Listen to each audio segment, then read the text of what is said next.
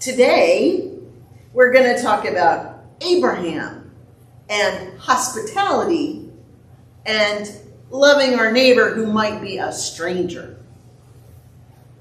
So since we're going to talk about Abraham today, I am going to read again what James did a fabulous job reading just a few minutes ago. The reading from Genesis 18. The Lord appeared to Abraham by the oaks of Mamre as he sat at the entrance of his tent in the heat of the day. He looked up and saw 3 men standing near him. When he saw them, he ran from the tent entrance to meet them and bowed down to the ground. He said, "My Lord, if I find favor with you, do not pass by your servant.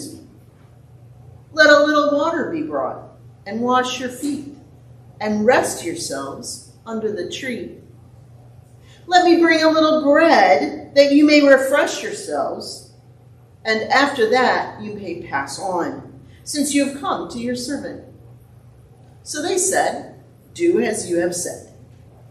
And Abraham hastened into the tent to Sarah and said, "Make ready quickly 3 measures of choice flour. Knead it and make cakes." Abraham ran to the herd and took a calf, tender and good, and gave it to the servant who hastened to prepare it. Then he took curds and milk and the calf that he had prepared and set it before them. And he stood by them under the tree while they ate. They said to him, "Where's your wife Sarah?" And he said, "There in the tent." Then one said, "I will surely return to you in due season, and your wife Sarah shall have a son."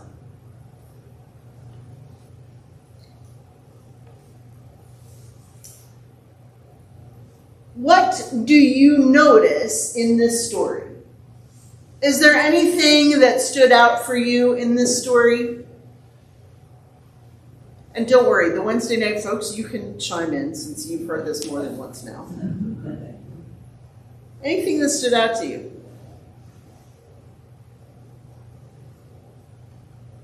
On Wednesday night, Edgar shared that the part about that Abraham was sitting at the entrance of his tent in the heat of the day. Edgar could feel that. How about, can you feel that? Can you feel that? You're sitting outside in the heat of the day.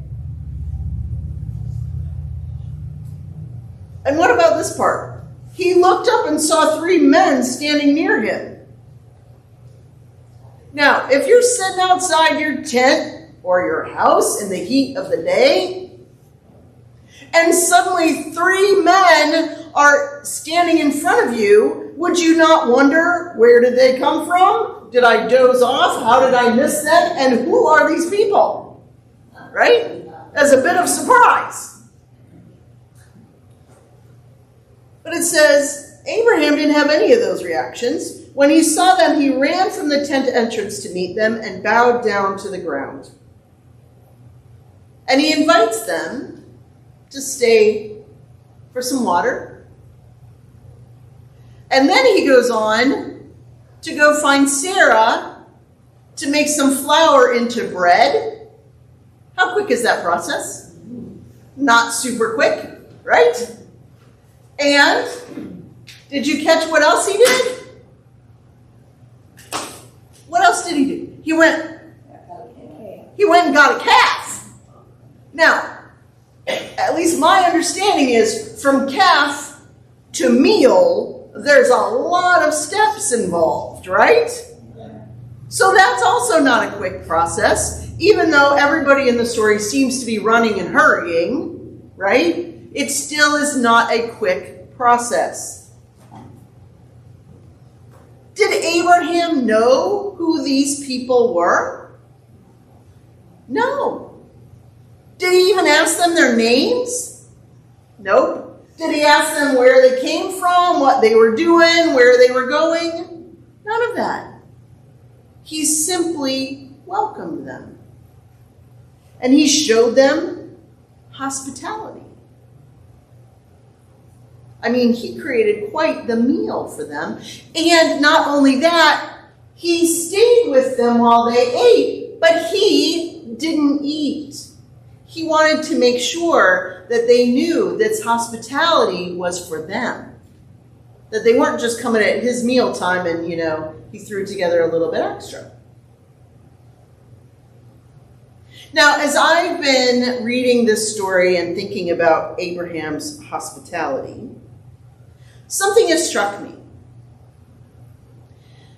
And the thing that has struck me is that hospitality is the opposite of the fear of the other. Hospitality is the opposite of the fear of the other. Because these three strangers show up at Abraham's place. He welcomes them in. He doesn't know them, but he welcomes them in. He is not afraid to offer himself to them. He spends time with them. And what we don't really hear in the reading for today, other than at the beginning, is that in this hospitality that Abraham is showing these three strangers, Abraham encounters God. In these three strangers, Abraham encounters God, completely not knowing that he is showing hospitality to God. Now, we as readers know this because the very first verse says, "The Lord appeared to Abraham by the oaks of Mamre." But Abraham didn't know. Now, when they asked, "Where is your wife Sarah?" at least if it was me, I would be a little suspicious. I would say, "How do you know that my wife's name is Sarah? You strangers, you came in, we fed you, how do you know this?" But Abraham doesn't ask. He just says, "Oh, she's in the tent."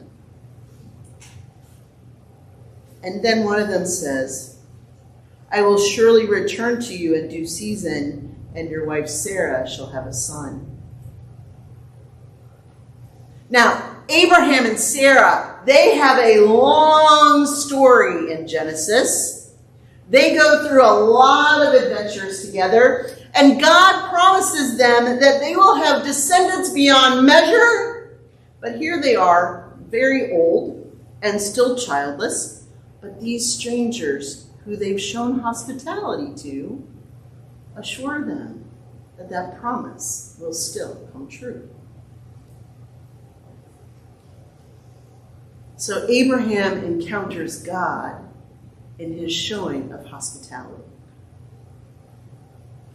Now, also, as I've been reading this and thinking about this, I heard a story this week. It's a true story told to me by one of my friends who lives in Washington, D.C., and I thought that it really, really fits with this story. So he said, one day this past week, he was looking at one of the Facebook groups for his neighborhood, and someone posted, "Beware. I had a naked man show up on the roof of my porch, knocking on my window, and I called the police because I felt threatened." He was naked, we could tell, but he covered himself up, but he was knocking on the window, trying to get our attention, and boy did he. And so we immediately called the police. But because no one was in imminent danger, it took them 90 minutes to get to us. And in that time, we heard a big thump when he fell off the roof. We didn't really want to interact with him, but we peeked out the window, and pretty soon he was gone. He was gone before the police arrived. But beware. The next morning, at 6:30, another post shows up in this neighborhood group. Another neighbor says, we woke up at 6:30 this morning, and indeed the naked man was on our porch. And they said, we offered him a towel and some food, and we let him call his family in Virginia so that they could come and pick him up.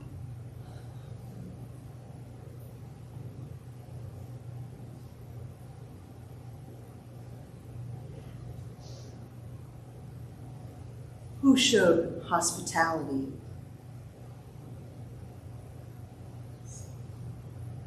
Well, you get the second one, but the first was, depending on who the person was, they did the right thing by calling the police. Yeah.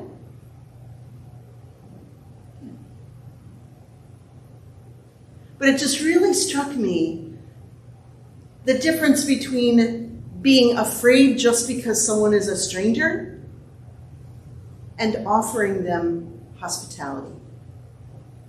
Right?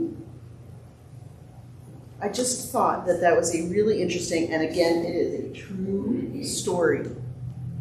What would you do? What would I do? Probably something in between. So to be completely transparent, one day we came home and there was a man standing in front of our house. He was not naked, but he was clearly under the influence of something and not able to really communicate. And he was very unstable, and he was sweating, and he was not well. And so I went and got a chair for him to sit in. I called 911 for them to come and help him. I stayed with him when the ambulance came, even though he was a complete stranger and was clearly not well. But I could do that because I live in a neighborhood where I know that my husband and my neighbors look out for each other, so that I was not putting myself in mortal danger. So yeah, we have to be wise and not just vulnerable. Yeah. Yes. Would a burglar on your roof or whatever on your roof knock on your window and when you know he was up there? I have no idea. I mean, we don't know the rest of the story of this man, why he was naked, why he was in this neighborhood.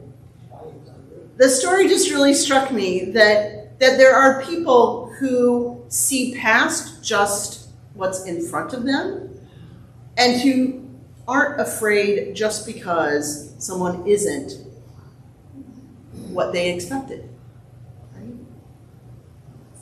And yes, we are all imperfect human beings. And so one of the reasons that that story really stands out to me is like, wow, I probably would have been the one calling the police. Yeah. But it's made me think about hospitality and fear of the other. And it's made me think about, and I'm going to invite you to think about, how often do we hear in the world around us stories of hospitality and welcome? Oh, we got a bug going on. Okay. Okay, Dottie's in charge. She is not showing hospitality to the book.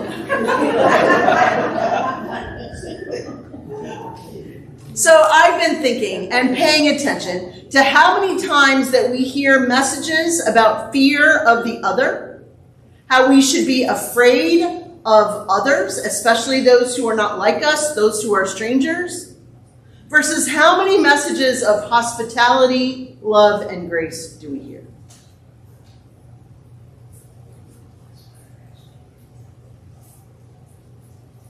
And what, yeah, go ahead, Cheryl. I just think we live in a world with a lot of fear right now. Mm-hmm. And I think it puts a screen over everything, how we approach it.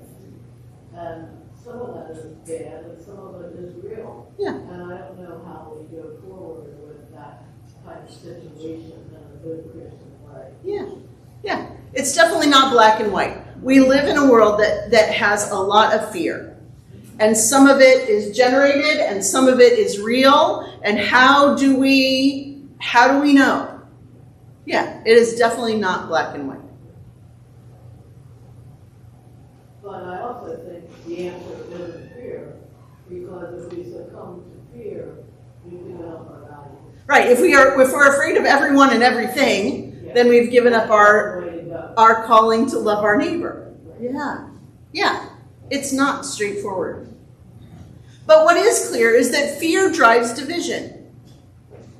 Right? If I told all of you that you better be afraid of all of them, you might slide out that way, and they might slide out that way, so that you couldn't be too close. But hospitality invites connection. Right? In hospitality, we can become connected. Abraham spent time with his visitors and became connected. I think about the things that this church does, because I think this church is very gifted in hospitality, and all of the connection that happens as a result. So things like serving at the community table.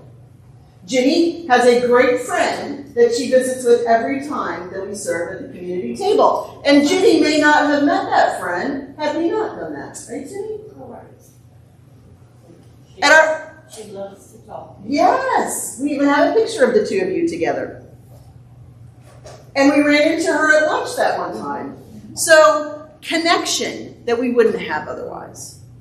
We have a picnic coming up. We're going to be inviting all kinds of folks. It'll give us an opportunity to show hospitality and connect. We connect through the summer food drop, through our food bank, through all kinds of ways that this congregation shows up in the world. So while fear drives division, hospitality invites connection.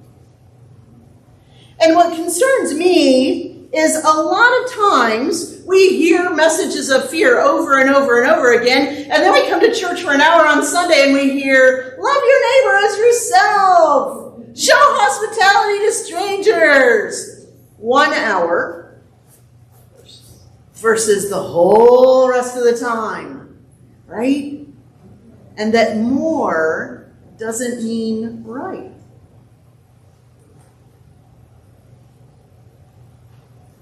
Hospitality also invites us to connect with God in each other.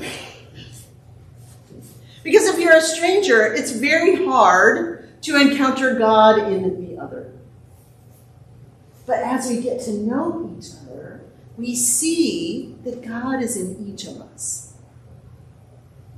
And hospitality invites that connection. Just like Abraham encountered God in hospitality, we too encounter God through hospitality. Now, hospitality is a spiritual gift. It's a spiritual gift, and the description of it is that we joyfully welcome and receive guests and those in need of fellowship, food, and care. Doesn't it sound like that describes this congregation? Right?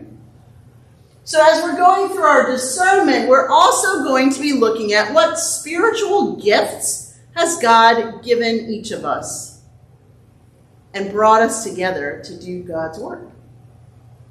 So today, when we finish worship, I'm going to invite everyone to pick up a spiritual gifts inventory, which is in the narthex, and answer some questions to see what spiritual gifts you have been given.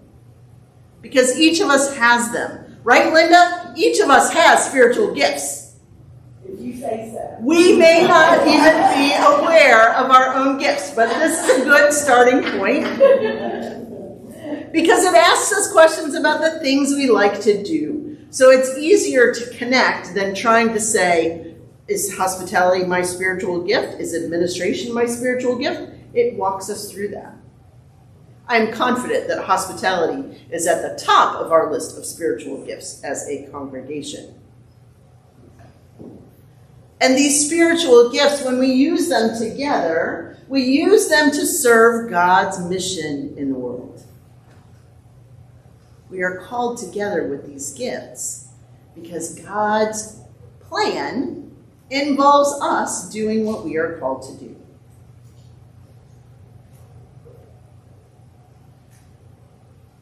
There's good news in here. The good news is that God invites us into connection with each other and with God. That one of the things that we are best at as a congregation is hospitality, which invites connection with the people and the world around us. That we encounter God in our neighbors. So, my friends, we are all gifted and invited to use our gifts. And in doing that, we connect. We share God's love with the world that is filled with fear.